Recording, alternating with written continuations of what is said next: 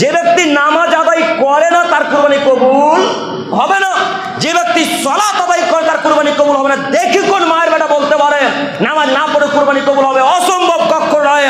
সালাত যে আদায় করে তার কুরবানি বাতিল, যে নামাজ পড়ে তার কুরবানি বাতিল, যে নামাজ পড়ে তার কুরবানি বাতিল, একথাই চূড়ান্ত।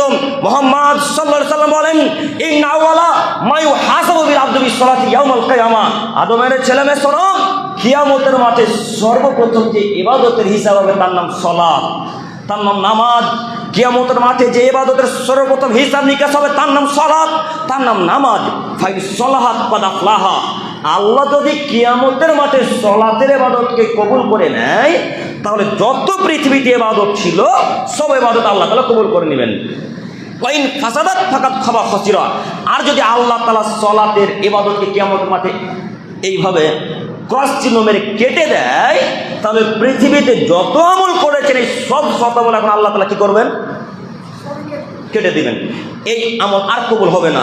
তার মানে বোঝা যাচ্ছে সালাত যার নেই তার কোনো ইবাদত নেই, যার সালাত নেই তার কুরবানি নেই, যার নামাজ নেই তার হজ নেই, যার নামাজ নেই তার সিয়াম নেই, যার নামাজ নেই তার রোজা নেই, যার নামাজ নেই তার দান খায়রাত নেই, যার নামাজ নেই তার জাকাত নেই, তার কোনো কিছুই নেই।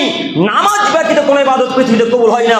সম্মানিত মুরব্বী সাহেব 20,000 টাকা দিয়ে ছাগল কিনেছেন, 40,000 টাকা দিয়ে গরু কিনেছেন, 1 লক্ষ টাকা দিয়ে বড় আসামের ছাগল কিনেছেন, খাসির কিনে নিয়ে এসেছেন, কিন্তু আপনি নামাজ পড়েন না। এই কুরবানি যদি কবুল হয়ে যায় তাহলে ইসলাম মিথ্যা ধর্ম, মিথ্যা ধর্ম। নাউজুবিল্লাহি মিন যালিক। জি না, ইসলাম মিথ্যা ধর্ম নয়।